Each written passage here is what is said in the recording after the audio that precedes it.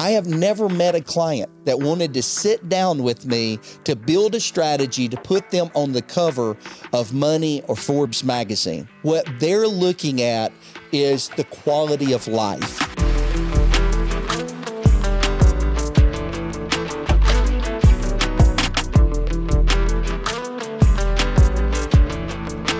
Welcome, friends, to Invested in Faith, where faith meets finance in the most practical ways. In a world that feels more uncertain by the day, there's power in bringing together spiritual guidance, practical application, and intentional living, and that's what we're here to do.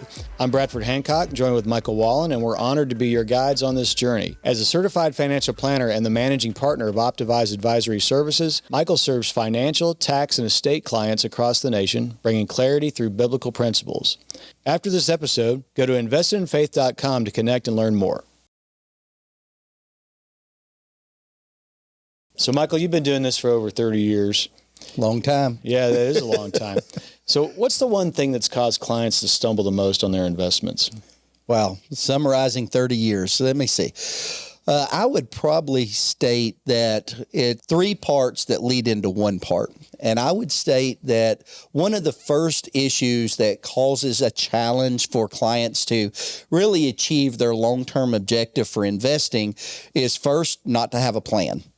So many people, they start out in their working years and they're introduced to an opportunity to be in a 401k, a 403b plan, or maybe a 457 if they're working for a municipality. And basically they just check off a box, Bradford. Okay. They're like, you know, I'm doing retirement now. And they did a little proverbial check off of the box, and they sail through their earning years, what we call the accumulation phase of life, and they're putting money aside, but they really don't have a plan, and they really don't have that destination lined out. So that'd be very similar to planning a vacation and not drawing out, making a determination where you want to take that vacation at. So, for instance, you know, if you wanted to go to the beach, well, from our geographic location right now, you know, well, I'll probably have to go south. I'm going to drive south, and somewhere along the way you go, well, I'm at this destination, and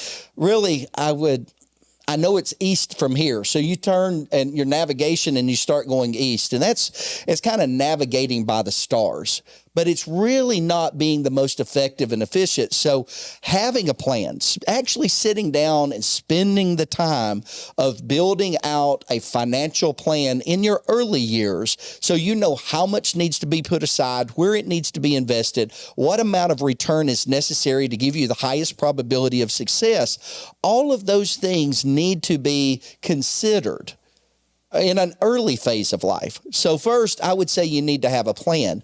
The second part that I would say happens to individuals is they just don't start early enough. Okay. We know that there's a compounding feature of money. So if you're looking at it of saying, I want to have a retirement where I can not just survive, but thrive and have that ability to live a quality of life that you've came accustomed to. Mm-hmm. Maybe those things in life that where you say, I want to be able to create memories with my kids if you're married and you have children, or that you want to create that environment with your spouse, or there's hobbies that you want to do. You've got to be able to put aside enough money today so that your money is making money for you during your retirement years, because that becomes your source. That's your earning power. That is what provides you your quality of life. But if you don't start early enough, then you're really going to be behind the eight ball if you get out to retirement and you go, oh, I never checked that box off. I didn't start retiring. And I had a prospect call the other day, a friend that I've known for years and years.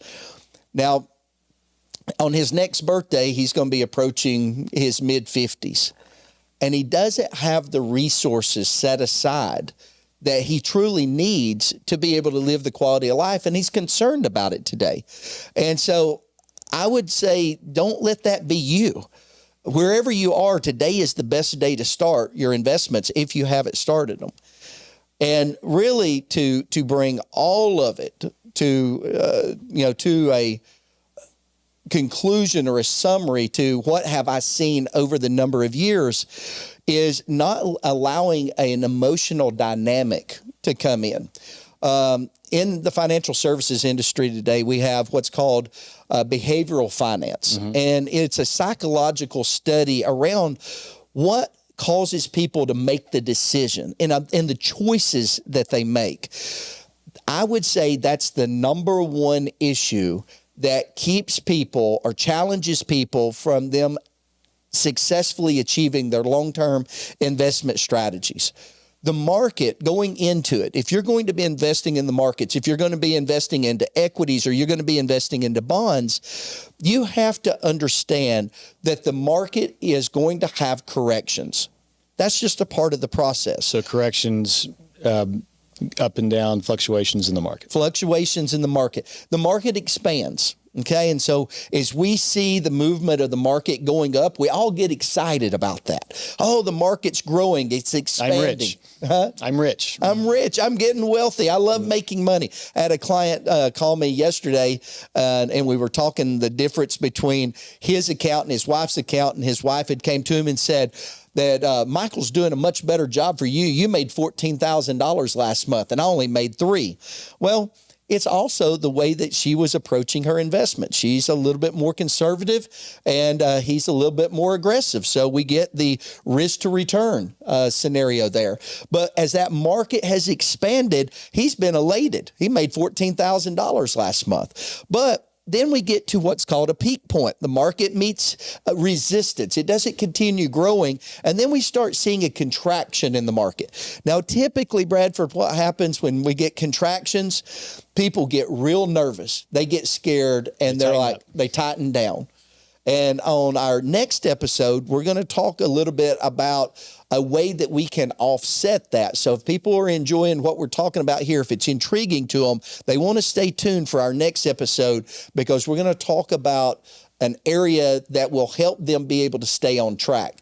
But for this episode, it's the behavioral finance side. When that contraction starts happening, we've got to make sure that clients don't get so emotionally invested thinking they're losing money that they want to abandon the strategy and the plan. The market's going to correct. A good plan would already have built into it an expectancy of contraction. And then the market hits a trough before it starts going back up into an expansion.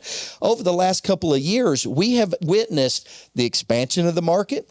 We have, this year alone, we have seen an expansion in the market in January. We saw a contraction in the market at the end of March. Then we saw a trough and then a complete expansion again that started in mid-April, and which we have now hit all-time highs of the market. So as it's measured by the S&P 500 or the Dow. So we have witnessed all four components of the cyclical side of the market. But what hasn't changed is that individuals have a plan that are in place. And if those individuals will stay the course and not get too emotionally invested and abandon the process, they will have the highest probability of success in the future. So don't watch the news, basically, right?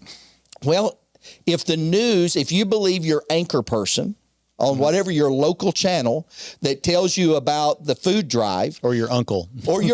He's another great one. But if you're getting your news from that anchor person that tells you about the weather, or then they come back in and they tell you about world events, or they come back in and tell you about a local food drive, if you're getting your financial advice from them, they may not be the most qualified individual for you. I would recommend finding a person in your community that is a fiduciary, that has your best interest at heart, that doesn't try to sell you something, but first and foremost wants to build you a plan that is built around your goals, your objectives. If people follow this show, they're going to hear me say many times about Stephen Covey. You have to begin with the end in mind and then back into where you are today and then build that roadmap, that journey that you talked about early on in in the introduction of the show is the journey that we go on, understanding that we have a destination to get to, understand there are going to be detours, and do we have enough flexibility in the plan to navigate those situations, but give us the most effective and efficient manner of living throughout our retirement, allowing us the highest quality objectives to be able to meet those goals that we've set, live in that time that, with our children and our spouse and with those hobbies. Those are what we're really trying to build a plan around. 30 years of doing this business, Bradford, I have never had a client sit in front of me with the goal that they wanted to be on the cover of Money Magazine or Forbes Magazine. So one of the basis, Bradford, when I'm sitting down with a client, I go to Scripture, and if it'd be okay, I'd like to read this verbatim. I don't want to misquote Scripture here. It comes straight from Ecclesiastes 5:10. Okay. And it states, "He who loves money will not be satisfied with money, nor he who loves abundance with its income. This too is vanity." And again, I have never met a client that wanted to sit down with me to build a strategy to put them on the cover of Money or Forbes magazine. What they're looking at is the quality of life. And if that sounds like you, joining us, following us at Invested in Faith may be in your best interest as we bring together Scripture to help align with that long-term objective of investing. Well, on that note, what do you tell people who start their investment journey a little later in life? Well, if you've started later, there's no better day than today to start. Okay. It may change what your long-term goals are, but you need to have a plan around that. So in the event that if you're starting in your 40s or you're starting in your 50s, don't put it off. Don't just say, well, I started too late and I'm just not going to have a chance at retirement. Go ahead and start putting money aside. It may mean that you have to work a little longer. Okay. It may mean that your expenses may need to be curbed in retirement. It may mean that you would have to invest into strategies that may be a little bit more risky. But it all comes together as a part of a plan that is realistic where you are today and what can actually be achieved. But if you've started too late, or you've started later than those that, maybe what we mentioned earlier with a person at age 25 starting, it's okay. Just get started. How would Social Security payments figure into that? Well, I think Social Security at that point, for those that have contributed and been a part of it, we work with a lot of pastors. For a long time. Oh, yeah. For people that have been in that for an extended period of time, being a part of the Social Security program might be your biggest source of income during that retirement years. Social Security was designed to be a supplement for your retirement. It was not designed to be the full primary retirement source. But for some people that may have started too late, it may be the primary, which means that learning to live within those means is necessary.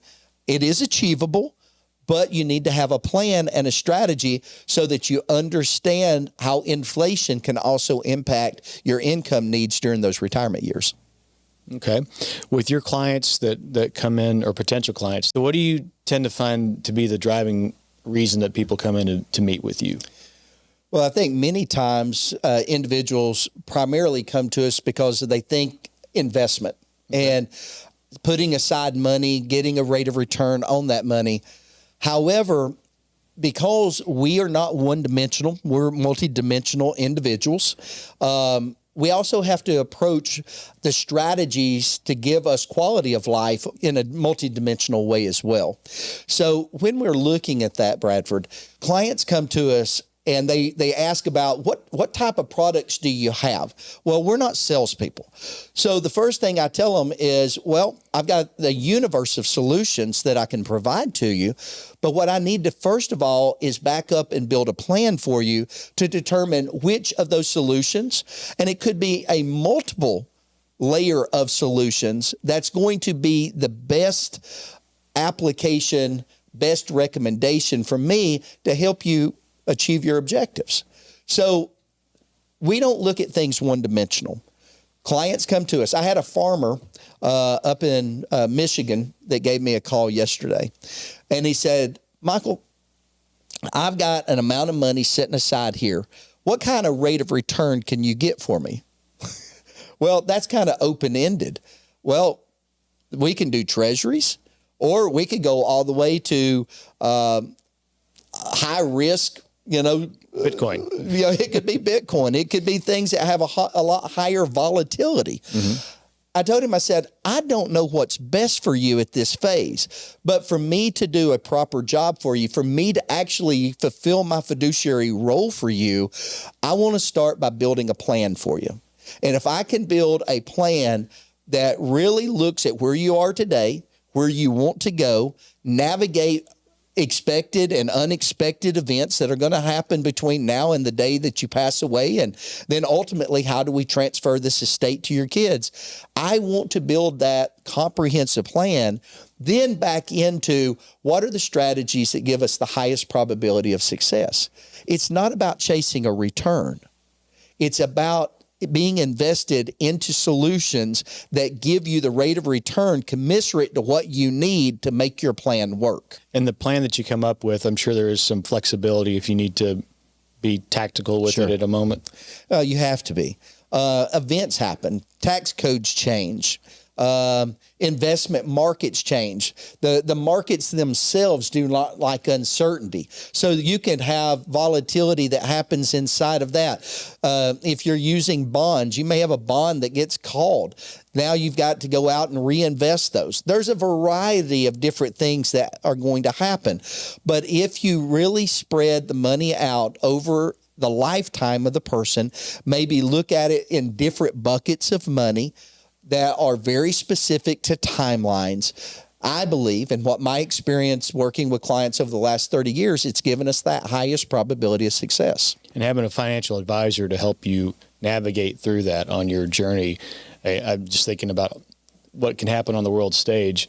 That's a lot to take in and have a career and try to manage all your finances at the same time. Some people do that, but I think to have a financial advisor is going to be the key. I mean, if you love being a financial person, there's do-it-yourselfers out there. But I would find the majority of people that are out here in society today, when they retired from whatever job they had, whatever career that they led maybe over the last 35, 40, 50 years, they did not want to retire to another job of managing their money. They wanted to retire to a quality of life of spending it with their family, doing vacations, spending quality time, having hobbies that they enjoy participating in, spending time with their children, their grandchildren, all of those things that we call qualitative analysis of life, those things that bring us joy. Hire a financial planner that is certified, that has the ability to help guide you and direct you. Let that person be the CFO of your investment accounts. That's a full-time job. And you go live the life that you've always dreamed of, and just hire a competent person that works as a fiduciary so that you're making sure they're working in your best interest. Hire that individual. Let them manage your money. They have resources to research and to techniques and approaches. What makes us different is if I've got 100 clients that I'm working with and they're all in the retirement years, and I am working and I'm looking at research, if I find something that is a good solution, it may be applicable to 20 or 30% of my clients at one time. Yeah. It's not a one-on-one, it's a one-to-many approach when I'm working with my clients, simply because I'm exposed more to financial solutions than what maybe a do-it-yourselfer is going to find. Michael, that's a lot of great information. Thanks for sharing that. If you want to learn more, you can go to investinginfaith.com. Is there a number they can call, Michael? Sure. They're always welcome to call our office at 855-378-1806. Again, 855-378-1806. All right. Hey, thank you for all of that, and we'll see you next time.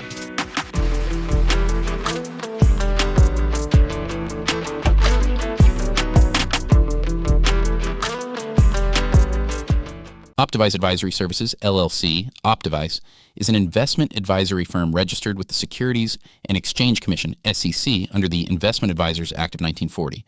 Registration as an investment advisor does not imply a certain level of skill or training. The oral and written communications of an advisor provide you with information about which you determine to hire or retain an advisor. For more information, visit https://advisor.info.sec.gov and search for our firm name. This presentation has been provided for informational purposes only and is not intended as legal or investment advice or a recommendation of any particular security or strategy. The investment strategy and themes discussed herein may be unsuitable for investors depending on their specific investment objectives and financial situation. Information obtained from third-party sources is believed to be reliable, though its accuracy is not guaranteed.